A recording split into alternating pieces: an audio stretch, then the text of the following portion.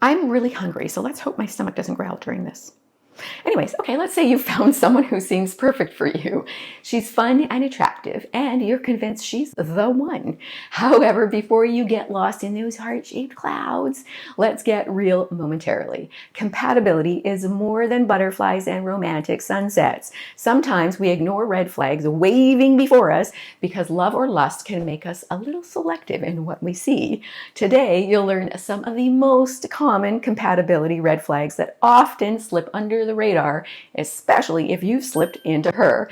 These signs might indicate she's not quite the one you're looking for, even if she feels like it right now. In fact, these red flags can apply to women or men. If you ignore these flags, neither your love for her or hers for you will magically fix things. And the next thing you know, you're no longer slipping it into her, but sliding into a doomed relationship, soon to leave you frustrated, brokenhearted, or worse. Many of you can relate. If you're new to my channel, my name is Anna Jorgensen. I help good men just like you decode modern women so you can find, attract, and keep your keeper, or simply have better relationships with women. Now, by the way, my videos have also helped good women understand men's needs better. Welcome to Just the Tip. Okay, just a reminder, when I say partner, I mean husband, wife, boyfriend, girlfriend, aka this advice applies to men or women. Your mission, should you wish to accept it, is to let me know in the comments which of these red flags you've experienced in past relationships, whether romantic or not, and perhaps which ones you may be guilty of. Now, while all of these are critical, number 7 and number 10 are very common relationship destroyers. Let's jump in. 1. Communicating differences. Compatibility in communication is essential. It's not just about talking. It's about how both of you talk. Maybe she thinks she's great at expressing her needs. Meanwhile, you find yourself constantly trying to decode her cryptic texts, or she may avoid difficult conversations, running away at the slightest sign of discord, while you value open and honest discussions. Now, over time, differences in communication styles can create misunderstandings and breed frustration.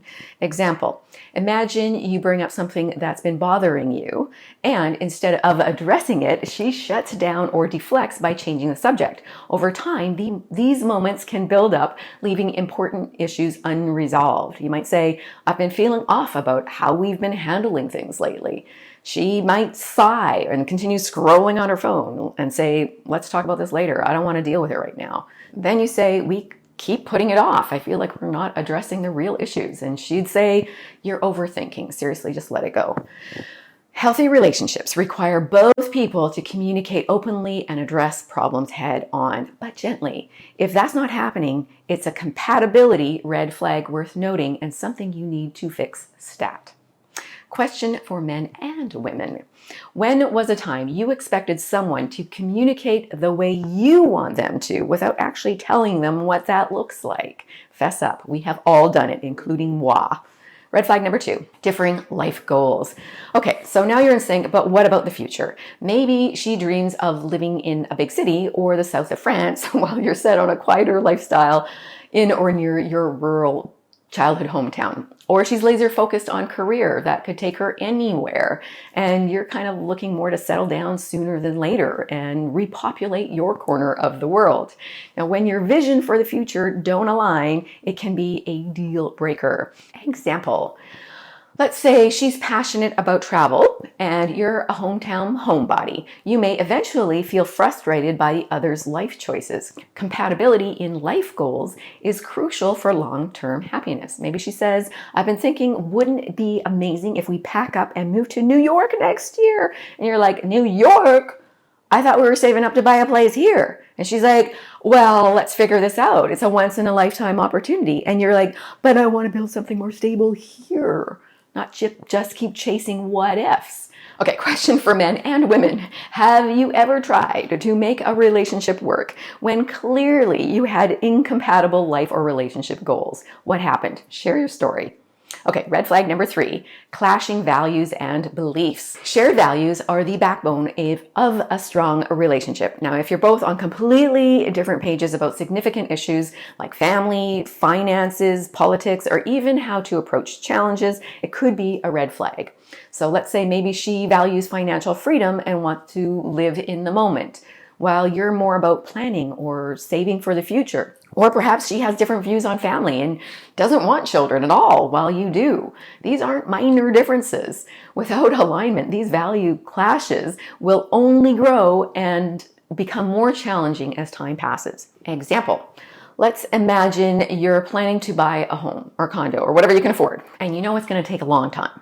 So you want to start saving for a future together, like right now. But she's all about spontaneous getaways and living paycheck to paycheck. Now, this difference might initially feel exciting. After all, opposites attract, right? Well, the charm fades fast when you're stuck trying to fund a shared life and she's still spending as if there's no tomorrow. Maybe you say, I was thinking of setting aside more money for the future. And she's like, why? We're fine. Let's book that trip to Ibiza instead. Life's short. And you might be like, yeah, but I'd feel more comfortable with some savings. What if something comes up? And she's like, you're always worrying about the future. Let's just live a little. Or she's content without kids and feels fulfilled focusing on her career and personal interests while you dream of building a family. Now, these aren't, again, minor differences. They're core life values. And when those don't line up, it can lead to long-term friction. Not aligning on the big stuff grows harder to ignore over time, no matter how intense the initial spark is. Eventually, this ends in heartbreak down the road. Now, note to men and women, never go for potential hoping to change the other person's values and beliefs. That's a recipe for resentment. Red flag number 4. Lack of emotional availability. Emotional availability is critical to forming a deep bond. If you find she's closed off or unwilling to open up about her feelings, that's a signal that building real intimacy could be challenging for her. Example, if she deflects personal questions or avoids discussing vulnerable topics, you're left guessing about her inner world. Relationships thrive on emotional connection, and without it, you may feel like you're in a one-sided relationship where she's never fully present. Maybe you say, you seemed really upset earlier. Do you want to talk about it? But she just shrugs and says, it's nothing, don't worry about it. And then you're like, are you sure? I want to help if I can. And she's like, I said it's fine. Why do you always push me to talk? Ooh, question for men and women. Can you recall a time when you didn't feel safe enough with someone to be emotionally available, so you actually shut down? Ooh la la. When it comes to relationships, both people need to help their partner feel safe emotionally as well as physically. Or do you tend to shut down because of unhealthy experiences with others in the past? Comment.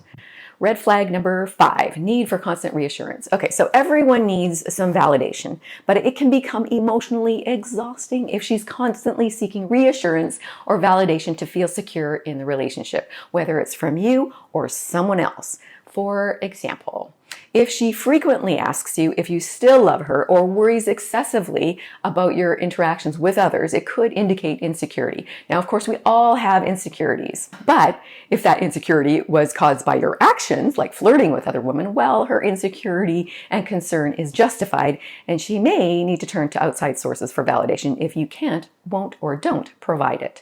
Her, do you still love me? You've been quieter lately. You, of course I do. I'm just tired from work. Her, but you don't say it as much anymore. Are you losing interest? You, no, I'm just not super vocal about it all the time. It doesn't mean I care any less. Okay, regardless of the cause, over time, this need for constant reassurance can take a toll on your relationship, creating a cycle where you must boost her self-esteem instead of her feeling naturally secure in the relationship. Question for men and women. When was the last time you were asked for extra reassurance from your partner? And did they provide it? Why or why not? Or did you provide it? Why or not? Why not? Red flag number 6, incompatible social preferences. Okay, so social lives matter more than you might think. Say she's an extrovert and loves being the life of the party and going out every weekend. Meanwhile, you're more of an introvert who enjoys quiet nights in and is allergic to crowds. These differences might seem minor initially, but they can cause tension over time. Example, She might start feeling resentful or restricted, while you might feel pressured to keep up. Compatibility includes balancing social lives in a way that suits both people. Compromise can be necessary. Her, we're going to a karaoke bar with my friends on Saturday. You're coming, right? Okay, and you're like, actually, I was hoping for a quiet weekend at home. And she's like, again, you always want to stay in. It's so boring. And you're like, you always want to go out. Can't we compromise? Okay, you don't say it like that, but anyways, you get the idea. So here's a question. Do you consider yourself an introvert or an extrovert or an ambivert, which is somewhere in the middle? And can you guess what I am? Okay, red flag number 7, different approaches to conflict resolution. Ooh, this is a big one. How you handle conflict says a lot about compatibility. Suppose she needs to talk about things immediately while you need time to cool off and process. These different styles can cause friction. For example, imagine a scenario where a minor disagreement turns into a major argument simply because neither of you is on the same page about how to resolve it. Respecting each other's conflict management preferences while finding common ground in handling those conflicts is crucial for a healthy relationship. You might say, let's take a break and talk about this tomorrow. I need some space to think. And she might say, what? No, we're going to talk about this right now. You always shut me out when it matters most. And you're like, no, I'm not shutting you out. I just need to cool down first. She's like, yeah, and then you'll sweep it under the rug like you always do. Okay, bad actor, bad actress. Question for men and women. How do you ideally want to approach conflict resolution with your mate? How do you actually deal with conflict now? Comment. Red flag number 8, financial mismatches. So money is one of the top issues that create strain in relationships. Maybe she's laissez-faire with spending, loving high-end dinners and regular shopping sprees, while you're more cautious and budget conscious. So financial habits can reveal deeper values, and clashing spending habits can lead to stress, especially if things get serious. Compatibility in financial outlook, like budgeting outlook. There's a outtake on outlook. Compatibility in financial outlook, budgeting, saving, lifestyle expectations helps avoid future resentments. Example, you might start feeling frustrated when you're putting in hours to build financial stability while her spending leaves little for savings or even dips into yours. Or maybe you've hit an unexpected expense and her lack of an emergency fund suddenly becomes a problem for both of you. Now, over time, these differences can add up, leading to feelings of imbalance or even resentment. It can be a significant roadblock to a future together when you don't see eye to eye financially. Example, she says, look at those shoes. I know they're pricey, but I have to have them. And you say, didn't we agree to cut back on expenses this month? We're trying to pay off that credit card. She's like, yeah, but it's just one splurge. Don't make it a big deal. And you're like, these little splurges add up. And I'm like, the only one sticking to the budget here. All right, question for men and women. Are you a spender or a saver? And how has that impacted your relationships in the past? Let me know your thoughts in the comments. And yes, I have had a little bit of coffee today. Let's carry on. Red flag number 9, lack of support for each other's growth. Okay, so in a healthy relationship, you feel encouraged to grow as individuals. But if she seems indifferent or worse, threatened by your personal goals or vice versa, that could be a red flag. Sometimes one person has an open mindset, believing in personal growth, while the other has a fixed mindset, believing people can't really change. When one person stays the same and the other grows, they often grow apart. Example, say you're trying to advance your career, but she downplays your ambitions or doesn't celebrate your successes. That lack of support can stifle growth and make you feel like you're being held back rather than uplifted by her. A relationship must foster mutual encouragement. You might say, I'm thinking of taking that certification course to help me get promoted. And she's like, really? That's going to take so much of your time. Don't you already work enough? And you'll say, well, it's important to me though. I want to keep on improving and it's only a 6-month program. And she'll say, why do you have to be such a big shot? Okay, questions for men and women. Do you have a fixed or open mindset? Do you believe people typically stay the same throughout their life, or do you believe people can and do change? Number 10 is super common, and many of you in relationships are experiencing it right now. Now, just before I reveal number 10, if you have found value in this video, please give it a like and consider subscribing. And thank you so much if you already have. I'm so glad you're all here. Red flag number 10, unresolved past relationships. Okay, if she frequently brings up her ex, still has lingering feelings, or compares you to her past relationships, unresolved feelings for past boyfriends can prevent her from entirely investing in a future with you. Example, if she mentions what her ex did better or constantly compares your relationship to her last, she's caught up in the past. Anyone who hasn't fully moved on might struggle to be fully present in a new relationship. Example, she says, you know, Tim used to bring me flowers for no reason. It was so romantic. And you're like, do you realize how often you compare me to Tim? It makes me feel like I'll never measure up. And she says, well, I'm just saying what I like. It's not a big deal. And you say, it is to me. If you're still thinking about him, maybe you're not ready for this. Just the tip. By the way, the opposite of love isn't hate. It's indifference. If the thought of your ex creates any kind of strong positive or negative reaction within you, you have some unresolved baggage around that. The goal isn't to get to a place of love or hate, but neutrality. It's one thing to say you don't care. It's another to actually feel indifferent. Por ejemplo, I don't talk about knitting because I genuinely don't think about knitting. I don't think about knitting because I genuinely don't care about knitting. So if you're not indifferent to your ex, there's something unresolved within you that may not have much to do with your ex. It may have more to do with something you're disappointed about within yourself, like perhaps trusting someone despite experiencing all those red flags. Now, question for men and women. Did what I just say hit a trigger point? If it did, I'm sorry for your pain. I really am. And at the same time, I invite you to explore why you're still carrying that pain. You will feel lighter when you can release it. Otherwise, it's like drinking poison and expecting someone else to die. By the way, if this is you, I have been in your shoes, but I realize, accept, and even embrace that everyone is just doing the best they can, including you and me, with what they know at the time. When we know better, we do better. It's not an excuse to put up with bad behavior, whether it's your own or someone else's. It's just simply reality land. We have to give ourselves and others grace. So these 10 compatibility red flags can reveal if she's genuinely the one, or if some issues are still lurking beneath the surface. Now, love is a powerful feeling, but it's only one part of the equation. Key point.